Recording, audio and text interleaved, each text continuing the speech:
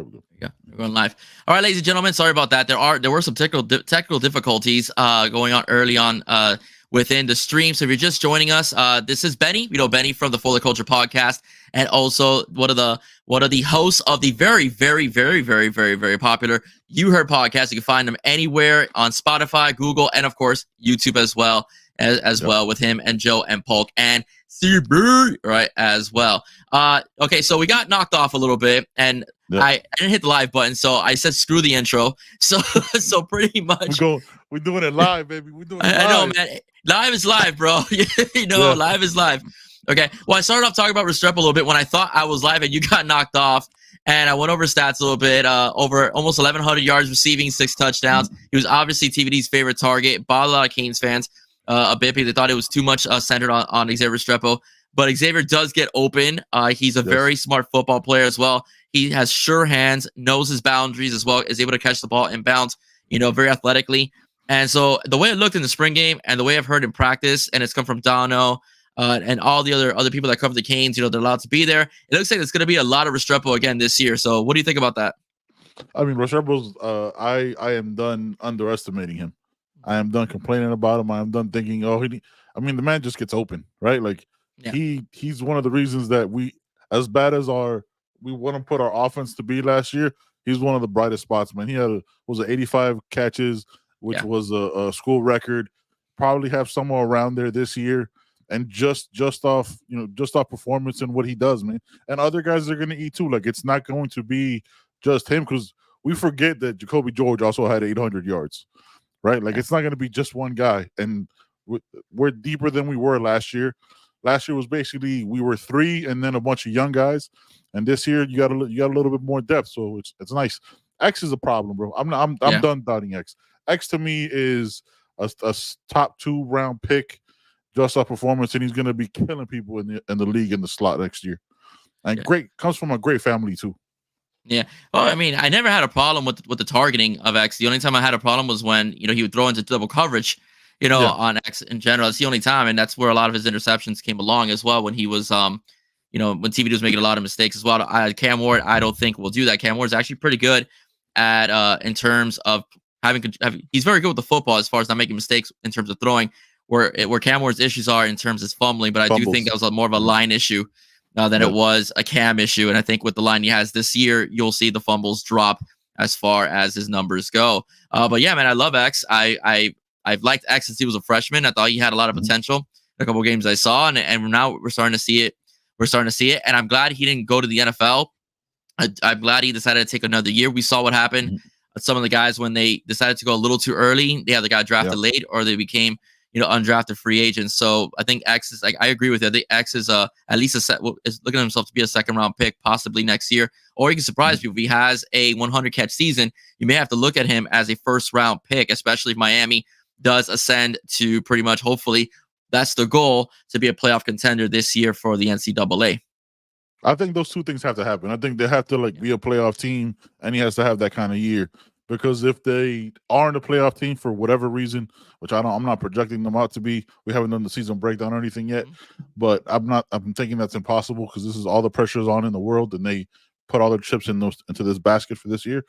He has to have 100 around there, probably like 85 to 100 catches, and make the playoffs and be a team on the rise again. And he has to be the leader of that team, because he does have a lot of things counting against him, right? Like his size, his height is one of those things, because we love him because he's X, right? But the measurables are what the league looks at. So he's outperformed every expectation we've ever had. So I don't think that's gonna stop next year when he's doing the combine and the draft day workout.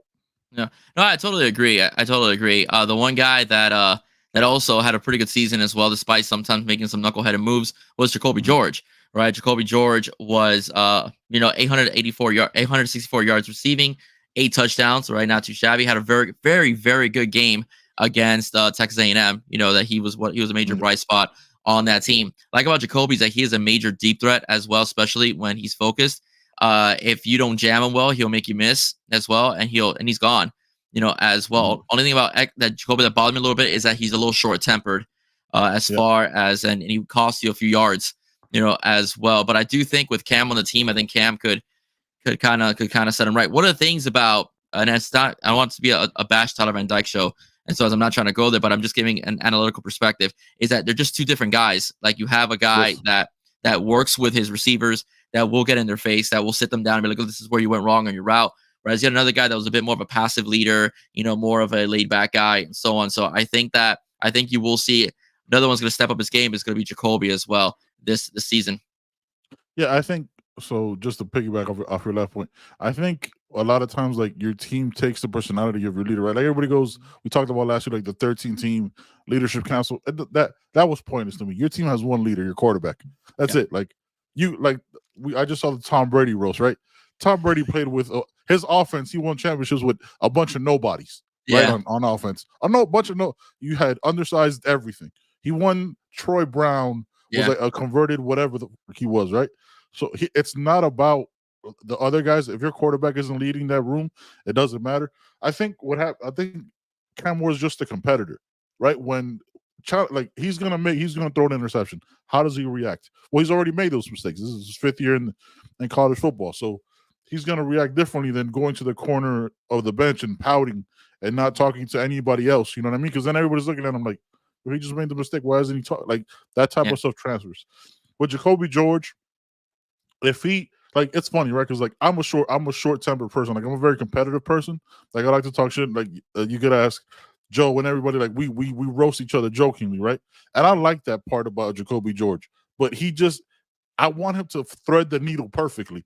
Like I want him to be talking so much trash on the field that he gets on the other team's head, but he doesn't commit the penalties, and he gets them to commit the penalties on him. You get what I'm saying? Like I need him to thread that needle because, bro, route running outrageous. His hands fantastic. His get off, you can't jam him because of the way Kevin Beard has taught him to get off the line. He's phenomenal. I've roasted him because I need him to be better in those moments because he can be that dude. Like he is the key for me for this offense. Because si es cocina, bro, if he's in there in la cocina cocinando, bro, for X is going to be better. Sam Brown is going to be better. You know what I mean? Everybody's going to be better because this guy, if he takes that step, that shows so much to everybody else because look, he's not making those same mistakes from last year. And Mario put it on him, right? Mario was like, look, man, we took the risk of bringing him back because there was a conversation. Like, look, you can either stay here or you can go. Like, it's up to you. So, yeah, he's the key for me for this offense, man. Yeah, he's an interesting character because I remember the flashes he showed his freshman year under Rhett Lashlee's offense. I remember, I don't know if you remember the Pittsburgh game when he had that behind the back catch and he scored a touchdown off of it. Like he has a lot of potential to be, a solid number one. But again, I do think that temperament has got to quell because that could cost you games, especially big games, if you're in tight game situations. Before we started speaking, I thought the acquisition of Sam Brown was a good one because it's somebody that's big. He's a tall guy. He's quick. He also understands Rhett Lashlee, Shannon Dawson's offense. Yeah, whatever. Shannon Dawson's offense because of the Houston Cougar days. But you seem to believe that he may be a replacement for Isaiah Horton. What aside from the size, what else gives you the indication? Because Zay's had a pretty good practice and he stood out to me in the spring game. Zay's when I say a replacement, when we were talking before, I'm saying that that'll probably be when Zay's coming off the field, Sam Brown will be coming in. Okay, it'll rotation. Be for a rotation. That'll be the for Jacobe George, it'll probably be a JoJo Trader or somebody like that, right? Like you want similar body types coming in, or you could have Sam Brown can play both, or you could have a lineup where you have Sam Brown, Zay Horton, and X and the. What are you gonna do? Because Zay Horton and Sam Brown can beat you over the top, and X is gonna kill you in the middle. So what do you do as a defense? You know what I mean? Jacobe George, same thing. Like to have him as an additional piece. What up, Brian? How you doing, brother? To have him as an additional piece is so crucial because yes, you get that extra experience. Look, he's a one and done guy. He's gonna leave after this year, which I'm a big fan of. I don't like the guys that stay too long. I like development of the younger players. Yeah. But then you get to see JoJo Trader. Like if they would have brought in 2 receivers, I would have been upset. One receiver understands because one left. You know what I mean? We had Kobe Young go to Georgia, so it makes sense to bring one guy in. But it's just that rotation because then you don't lose nothing when you take Zay Horton. You still got a big receiver on the field, and you're not having to deal with an undersized receiver, so they could bring in a big physical corner to jam him at the line. Yeah, I like them both, to be honest with you. I like Zay and I like Yeah. Sam. I think the Sam acquisition is very good too because you need depth. And one of the biggest problems I think we had in terms of recruiting in Mario's previous class was the fact that we didn't have enough boundary receivers. We did Mhm. well with guys like like Ray Joseph, and we did very well. We bring in Robbie Washington, but we didn't get those studs in the edges. And Yep. I think now we have depth in that position as well because Yep. JoJo Trader could play the boundary, he could play the slot as well. Then you Mhm. have Shamar Kirk, who I really want to see this year as well. You got Sam Brown, Yes. now you got Zay Horton, and now you have Jacobe George as well. So I think that now you have position, your team in terms of the wide receiver position where you have depth that you can rotate players a little bit more. One thing about Shannon Dawson's offense, i.e. Dana Holgerson's offense in Houston, if you look at the numbers before Shannon came over to the Canes, Coach Dawson came over to the Canes, is that they rotated receivers a lot. Last year we saw seemed to be only 3 guys out there all the time. Yeah. All right. All the time. Yeah, all the time, basically. Do you think now with the acquisition of the new freshman as well, do you think that's going to change, or do you think it's going to be, just 3 guys again? I think they're going to rotate more, to be honest with you. Now that's the $1 billion question, right? Like Yeah. that's what I've been asking for every game since last year and all offseason. I need to see rotation. I need to see it, and I won't know. And I want to predict that they will rotate because they do have deeper, more talented backups than they did last year. You know what I mean? You have the young guys coming up, and these are all Mario's guys. And I also like the Mario's guys thing is like the Mario or Manny guys. I don't like anybody who survived through the 6 transfer portals. These are all Mario guys, right? Because you think about it, he's been here 2.5 years, but that's 6 portals. Yeah. These are all Mario guys. So he's got the guys that he wants in there. He has to rotate, man. Like I need to see different packages all the time. Like I consistently you have your top 3, but you need to put something else on tape. You need to give the defense something because you know what everybody's gonna do. Yes, X is unstoppable, getting open in the middle of the field, but you need that other boundary receiver to also get some balls thrown his way. You need the ball spread around. You not just rotation, but the ball's got to go to other guys besides X. Also knowing X that gets open. But rotation. I would wear a T-shirt right now that says "Rotate Receivers" if I had one made. I promise you. I promise you.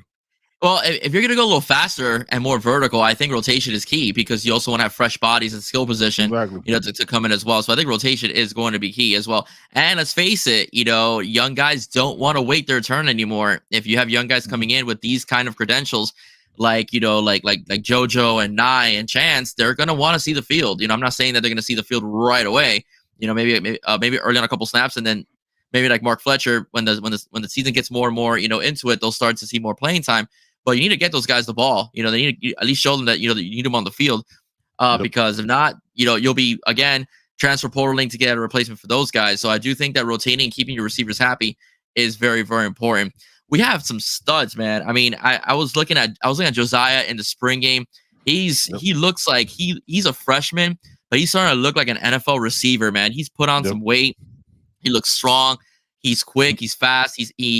He went, I forgot who was covering him, but he had a hand fight with him that taught that corner lesson, don't touch me, as well, to the point that he got held a couple times. The referees didn't throw the flag, as well. I know who that corner was, but we're not putting him out there. Okay. Well, that's fine. But let me tell you, but it was a hell of a hand fight. I wasn't in anger. I couldn't see what it was. But it was one hell of a hand fight, and he had to hold him twice and did not blow the whistle on him or flag him. So how good is JoJo Trader? He was overshadowed because he had Jeremiah Smith on the other side last season for Chaminade, but he caught 50 balls for almost 1,000 yards and 8 touchdowns for that team that was loaded in skill position players. So Benny, let the world know, let the Canes fans know, let the new listeners know how good is JoJo Trader. JoJo Trader is an undeniable 5-star. He got the Miami hate as soon as he committed. Got dropped down to a 4-star. Never, man. If you got to see, please go right now to his huddle and watch him at Chaminade. The way his hand, he must have the softest hands on the team. He just catches everything thrown his way. He's the best receiver we've had. Man, JoJo Trader might JoJo Trader might be getting starter snaps by like game 6 or 7. I agree, 100%. And that's like me trying to be like cautious and not trying to do the over and not the under. Like I think you know what I mean. Like I think about like ACC play like that Friday night against Virginia Tech. That guy's gonna get some burn because we're gonna be coming off that USF game. Guys are gonna be like you're gonna have to, that's gonna be a young guy game for me. For 100%. Yeah. I Oh agree. my God, he's phenomenal, bro. He's incredible. Either he or both are either he, Elijah Lofton, or he and Elijah Lofton are this year's Mark Fletcher, where they start off slow and then they end up getting first team snaps in practice and end up getting starters minutes over on Saturdays. I just think that those two are just way too good to keep them off the field. And I do agree with you. I do think that when Virginia Tech hits that time, I think you're going to see more of JoJo Trader out in the field. Like I said, he's going up against like upperclassmen and housing them in practice and as well. So I think that you're going to see how good JoJo really is. I jumped ahead a little bit. I wanted to go over Ray Joseph and Robbie Washington. I think Ray is going to have a good year replacing what was the Brashard Smith position on the team. How do you see Ray? I like Ray. I like how fast he is. I like his shiftiness. I like his toughness. How do you see Mr. Joseph? I like them using that and I like what you said to the Brashard Smith kind of situation, like having him take some snaps out of the backfield. Because he has put on some good weight. He's going to be coming in when X comes off the field. Now, how often X comes off the field, that is the question, right? Like he's going to be that. He's going to be put in that position.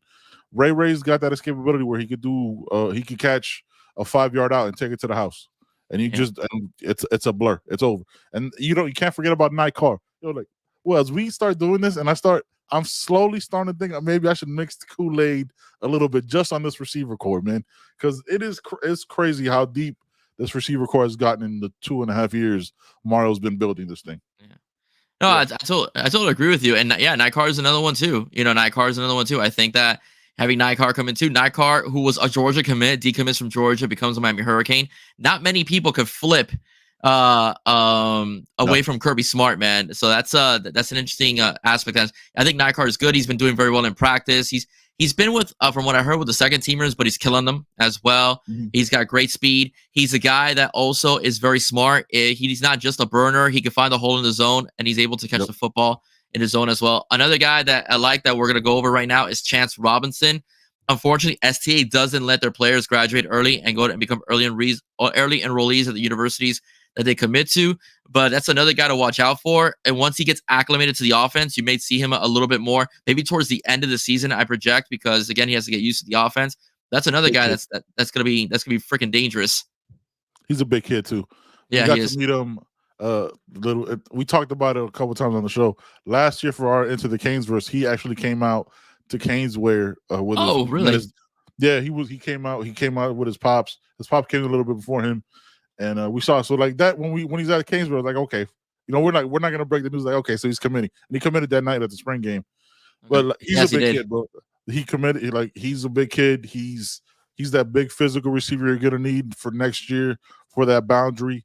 But he's STA with Jordan Lyle, OJ Frederic, and Clark, Ryan Mack. Ryan Mack coming in. I don't understand how it's a private school. It's a private high school. I get it, but like the not being an early enrollees really hurts these players to not be able to see the field, because then like what you said earlier, right? Like they're coming in late.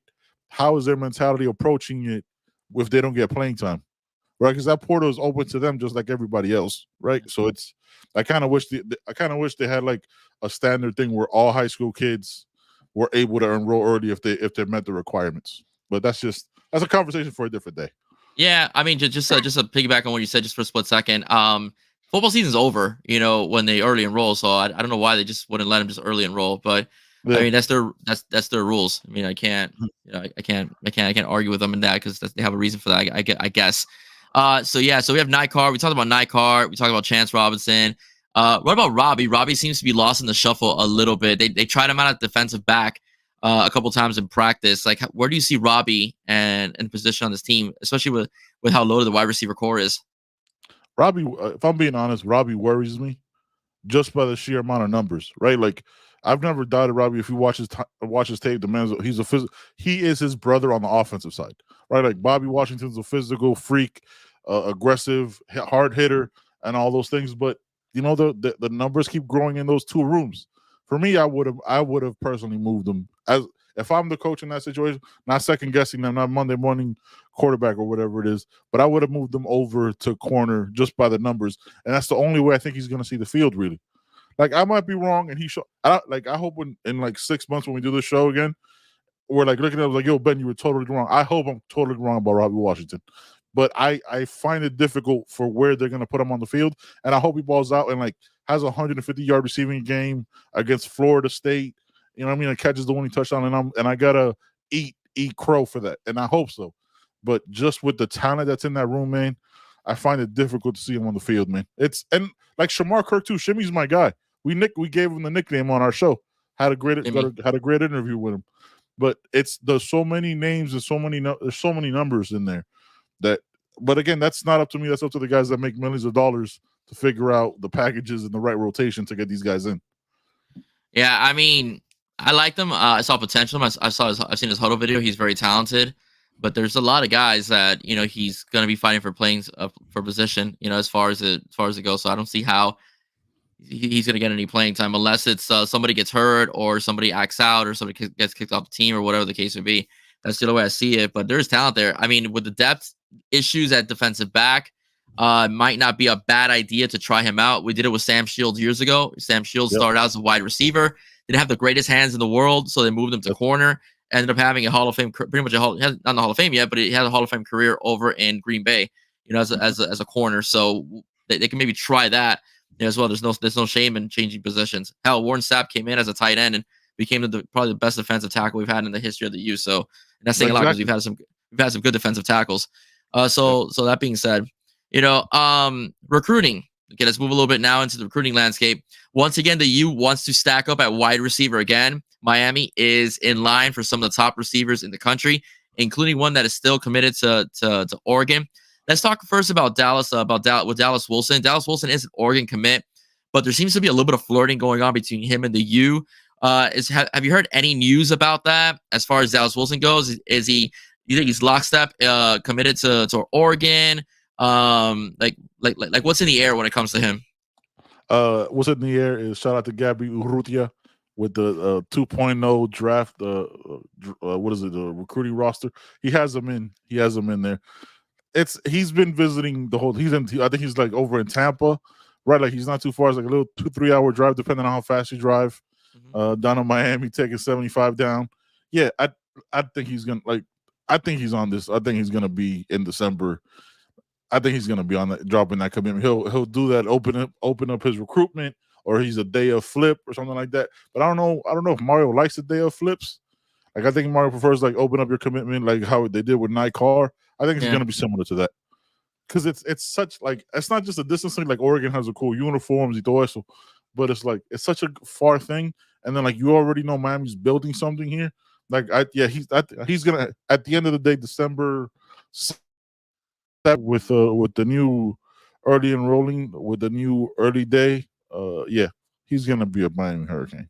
Oh wow! So you're projecting to be a Cane? Okay, I like that. That's good to hear. Yeah, that's good to hear. Right? I call it Beast, bro. That's Beast. Absolutely, bro. It's just I just see it like everything I'm seeing and everything. It's just one of those things. Like you just gotta get a feeling about certain players sometimes. Like I had it about Artavius Jones last year, right? Like we watched his breakdown, and there's certain players that I'm just like, yo, this guy's gonna. And it was like 3 or 4 weeks before he committed. I had no idea that how serious Miami were with him. I knew they were recruiting him, but yeah, it's just one of my guys that I just put on that list. All right, let's answer this question quickly. Roland Rosa, over under 40 receptions of the tight end room this season. What you got? I'm gonna go over, just because. Yeah, I'm gonna go over as well. We got Elijah Lofton might have 20 on his own. Yeah, I agree. I got a question for you. How are we gonna count that? Right? Like, let's say if he's a tight end by room, but if they have him as an H-back, it still counts as a catcher. They give it to him out the backfield, right? Yeah, so they have him like on a little H-back screen. So yeah, I say 20 for him. Yeah, I'll say right at like 52 to 55. Because I think Riley Williams comes in with like 15, 16. Yeah, I think they have a man. They're gonna.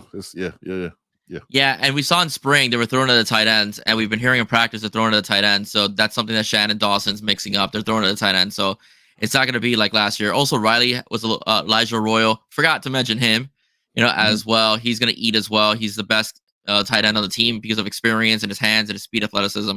And then Riley's going to play. Then of course you're not going to ignore Elijah Lofton either. So yeah, Roland, we're both at the 40 mark. I think it's going to be. I think Benny's right between 55 and 60. I do agree. I think it's going to be I project. I hope it's 60-40 this year, passing to running ratio. I know Mario likes the whole balance thing, but I mean, we have all these guys, and you have a quarterback that can win your Heisman Trophy. I think you should increase your passing numbers by slightly, as well. So I think I'm looking at 60-40 hopefully this year. So if it's that, the tight end room will definitely get its fair share of receptions, right, as well. Absolutely. Yeah, going back to Dallas Wilson, I felt the same way about Mark Fletcher. Mark Fletcher, when he was committed to Diebeard over there in Columbus, when I saw the interview, I think it was Canesville interviewed him, and he said that Miami was on him, and he felt a lot of attention from Miami. I was like, oh, he's flipping because he liked it. He liked the fact that they like the intensity and the attention and the conversations that they had. And I said he's gonna flip, and lo and behold, the guy ended up flipping. So I felt the same way about Mark Fletcher that you felt about Dallas. By the way, I met Mark Fletcher's mom last year at Canes Fest. Very nice family. He has. She thought I was his son's. Go ahead. I'm sorry. Go ahead. I have a funny story about it. Go ahead. I sat behind him. I sat behind his family at Canes Fest. Oh, okay. Yeah. Oh, so we hadn't met yet. So we saw each other then, because I sat in front of them. Yeah, we hadn't met yet. Yeah, you sat in front of him. She kept yelling his actual name because Mark is his middle name. That's not his first. His first name is not Mark. So she kept yelling Q. I was like, "Who's Q?" Like, yes. And she like Fletcher. Like, yeah. So that was crazy. She thought I was his teacher at American Heritage. She goes, "Do you teach at American Heritage?" And I said, "No, ma'am, I'm a teacher, but at Westside." She goes, "I know you from somewhere." And I said, "Ma'am, do you watch your YouTube videos on your son?" And she said, "Yeah, I've covered your son twice." He goes, "That's where I know you from." So it's pretty funny. Yeah, but she told me, yeah, no, they're great. They're fantastic people. I really enjoyed talking. I talked to her. I took her quite a bit. She's very social. She's very social. And I told her, "Your son's gonna be a beast." She goes, "You think so?" I go, "Oh, I know so." Your son's gonna be an absolute beast, and lo and behold, he was. So yeah, man. So like I said, I like that because I like Dallas's the measurables, his height, his speed, his hands. I think that he make a great Kane. He reminds me a little bit. I hate to put pressure on him, but he reminds me of Andre Johnson coming out of high, because Andre Johnson, I graduated around the same time in 1999, and Andre Johnson was a stud, over at the high, and he was about the same frame coming out of high school in terms of his height, and he was a lean, and he was fast and good and very difficult to cover. So that's where he kind of like reminds me of when I look at the film. We lost Benny again. Okay, we have lost Benny again. StreamYard. What's going on? Okay. What is going on? All right. So that being said, okay, so while we wait for Benny to come back, I want to talk a little bit about Cortez Mills. Cortez Mills is favored, right, to become a Miami Hurricane. Okay. Cortez Mills is from South Florida. Cortez Mills is a very shifty receiver, very solid hands. I like him a lot, as far as it goes. Another guy that can play the boundary, also play the slot as well. Fits into what Shannon Dawson likes to do in his offense. He likes versatile wide receivers. If you remember when he was over in Houston, once again, he had Tank Dell on his team, and Tank Dell was an individual that could not only play the boundary, he could also play the slot. He was also used a lot in motion packages as well, and he was quite effective as well as where receiving goes. So I'm gonna talk about Cortez Mills. Again, Cortez Mills is just an absolute beast. I've done an episode on Cortez Mills, a possible Kane. He's going to be a Kane. He's projected to be a Kane. I do predict he will be a Kane. And he'll be pretty much part of a rotational depth chart if he does commit.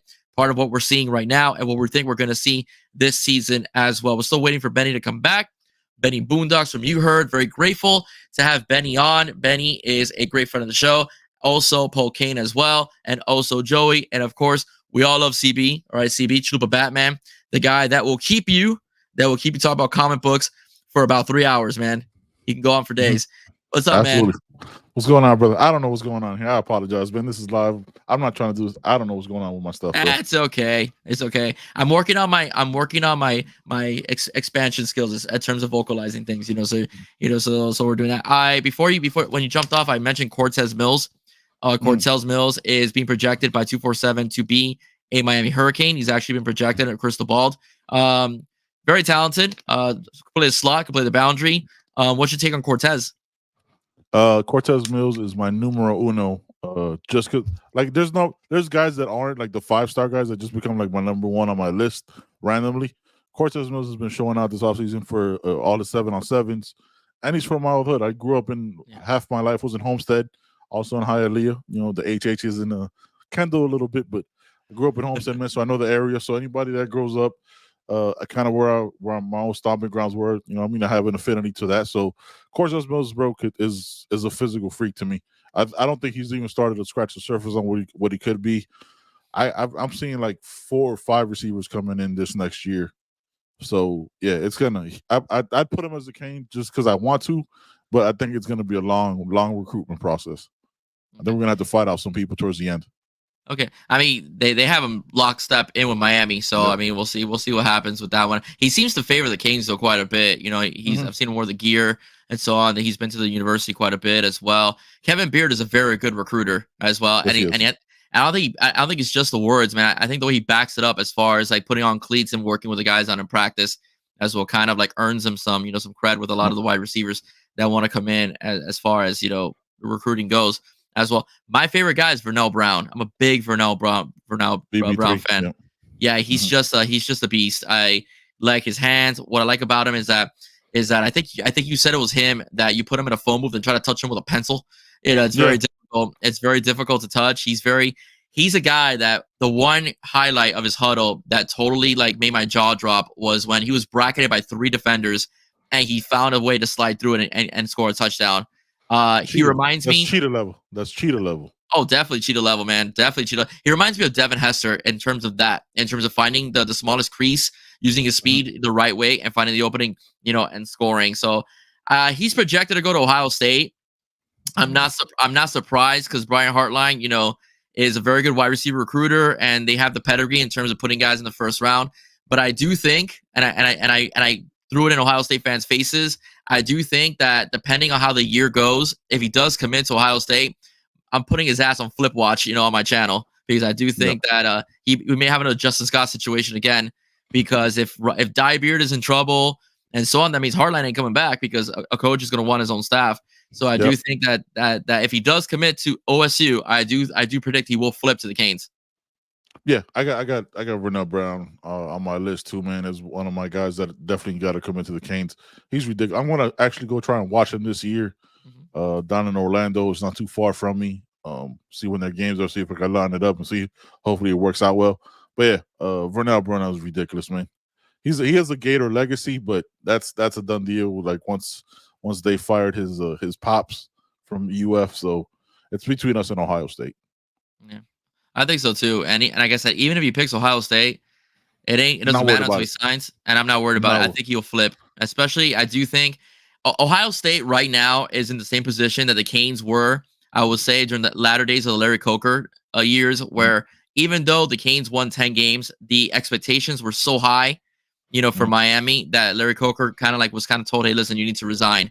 And I think Diebeard, although they won 11 games, they're competitive and they put these guys in the NFL. I think OSU, wants the return of Urban Meyer. They want that kind of team back, and they just don't have it with Ryan Day. They haven't had it, since Urban Meyer left. So if he's on the hot seat, I see a lot of guys flipping, and I see Vernell Brown. If he does commit verbally to Ohio State, I do see him flipping and becoming a Cane, especially since Mario ain't going anywhere, and you can tell the Canes are building something special. Yeah, no, absolutely. Yeah, it's one of those things where like if he does commit there because of the Brian Hartline connection, it won't last. It won't last at all. And I don't see Ohio State having a good year in like weird ways. Like they're gonna have like dumb bad losses just because I thought the Chip Kelly hire, not to get on that too, I thought the Chip Kelly hire was the stupidest possible hire you could possibly do. Chip Kelly's a former NFL head coach. He's gonna be like, oh, okay, I'll work under you. Oh yeah, no, bro, that doesn't happen like that. He's coming for your job. Yeah. Just, again, like we talk about us, a man that dyes his beard isn't to be trusted. You gotta own your grays, bro. Be cool with it. It's life stages, man. Brother, I went on vacation a couple of weeks ago. I was in Pompano and I met a dude that lives in Boston, but he's from Michigan. and he told me some wild Ohio State stories. They hate OSU over there, and I told him that down here because of you, we call him Diebeard. Yeah. He loved it. He started laughing. Bro, and so on. Nobody's beard gets darker as you get older. It's physically impossible. That's not a thing that's real, bro. But yeah, I think a lot of the guys that early commit to OSU that we're still in the hunt for, because Mario doesn't stop calling, right? Like that staff doesn't stop. He's gonna follow it, man. I put everybody on flip watch. TJ Alford, linebacker that just committed. I put everybody on flip watch because it's gonna fall apart, and then when it does, I will laugh as hard as I possibly can on my show or on anybody else's show that'll have me. I just come out to laugh. I'm like, I told y'all, man, it's so obvious that it was Chip Kelly took his job. Yeah. Oh, definitely. No, that was kind of a bad move on the part of OSU or Ryan Day. Whoever decision that was to do that. That was kind of a bad move. I would have never demoted Brian Hartline personally. I don't think that Ohio State's numbers were that bad offensively, even with Kyle McCord at quarterback. That was a knee-jerk reaction, and again, that was a reaction of like, oh, we want to win right now. So again, if Ryan Day is fired, Brian Hartline is not coming back because Chip Kelly, whoever takes over that job, is going to want to have their own guys, and it's inevitable. All right, so one more player to go over, and this is the guy that everybody's been talking about. The former Alabama commit is Jaime French or Jamie French. Right? How do you see that going? He's considered the best wide receiver, one of the best wide receivers in this recruiting class. I like him. He's a stud. I like Vernell a little bit more, but they're different players. Again, 50-50 balls. I put Jamie beating anybody 50-50 balls as well because he's just a big guy, strong and very fast as well. How do you see Jamie French? And is it a Canes? I think it's a Canes versus Florida battle. Florida might be having the lead right now. What do you see going on? Florida's in the lead. That's just because he's lying to everybody who he's talking to. I don't see how. I had to take a shot at them. We're 3 months away from playing them. I can't ever start early enough. It talks so much trash anyway. Go right ahead. Yeah, Jamie French is my Andre Johnson on this one. Like I just said, Cortez Mills. Like he's that. Like Jamie French. I watched his huddle a couple times, and his adjustment to the ball, his concentration. Like there's a play that he put in his highlight tape that most people wouldn't have. Like it was a play that, like, first of all, his quarterback, no disrespect to him, his quarterback isn't great, right? It's a lot of underthrown balls. Yeah, they're gonna be there in the state championship again, like they were last year, because the team is ridiculous over there in Jacksonville. But there was a ball that like came off the hands of his another receiver, and he caught it and then like took it for like another 20 yards for a touchdown. Like it was like he just has an eye for the ball that most people would have been like, you know what I mean, like would have got frustrated, would have not made the play.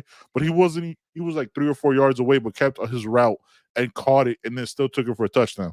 Can beat you, Jamie? Bro, listen.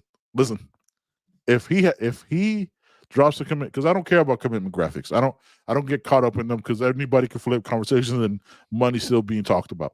Yeah.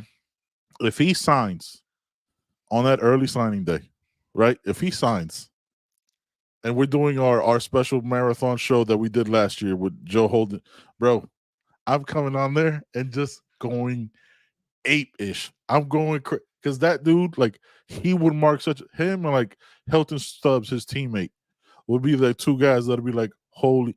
DJ Pickett, another level. We'll talk about that another. But like, he's that dude that like starts a real trend of like, okay, this is about to be for real.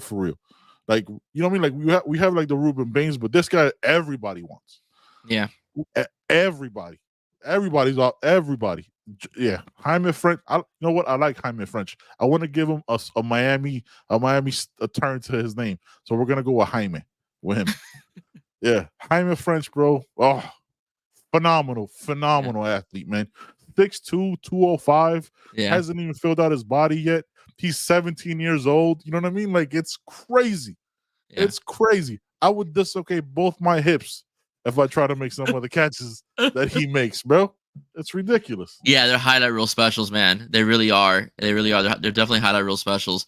And yeah, I mean, like for me, Dallas would be my Andre Johnson and so on. I think Jaime is more, or Jamie, is more like a Michael Irvin type, as well. Yeah. Michael Irvin, was big as well. It was like Irvin was like a tight end, you know, in the boundary when he was at the U and then for the Dallas Cowboys. So to me, he's more like a Michael Irvin type. You know, in terms of the way he turns his body, makes the catches. He's able to break tackles as well. He's more physically imposing than the defensive back that tends to cover him. So yeah, man. So now I'm excited, man. I think it's a good trend. I think we're on the right track. But in the end, I do think that only thing that matters is wins. All right. If you win these football games, you beat the crap out of the Gators. You slaughter. You know, you slaughter Florida State. You know, to use an adult Spartan accent, slaughter Florida State. You know, just the nose a little bit. You know, and you take out Louisville. The eyes, man. That's what's gonna start coming. You know, you're gonna see the eyeballs start to be like, oh wait, what's going on here, bro? So definitely, man. So I'm excited. This season is everything, bro. This season has to be dominant because then there's nothing they can say, right? Like, because you have to become undeniable once again. Yeah, that's what has to happen. You have to become undeniable. Yeah. Well, listen, man. Mario did it at Oregon, okay, in a span of a couple of years, and even with Anthony Brown, that team still won 10 games.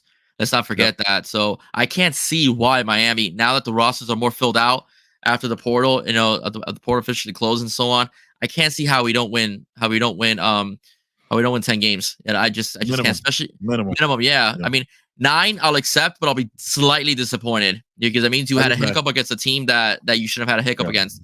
But 10, I'm sorry, man. I mean, you don't have Clemson this year. You have to worry about North Carolina. Either. I think that Louisville is in a stage of transition. They brought in a lot of transfer portal guys. Florida State is a wounded animal right now. I don't like DJ Ugale at all, you know, as well. So I do think that Louisville, I mean, they're very well coached. I don't care who they bring in. You know, they're very well coached. The at Louisville is the bothersome part. Yeah, because they're very well coached. It'll probably be like a Saturday night game. Yeah, wear that weird black uniform that they have. I don't know, because it's like okay, just North Carolina State light is what you are. North Carolina State does the same thing. The red back, you know what I mean? It's just black uniforms. I don't like it. I personally never want to see black uniforms on a Hurricane again, and we know why. So let's just that shall not be mentioned again.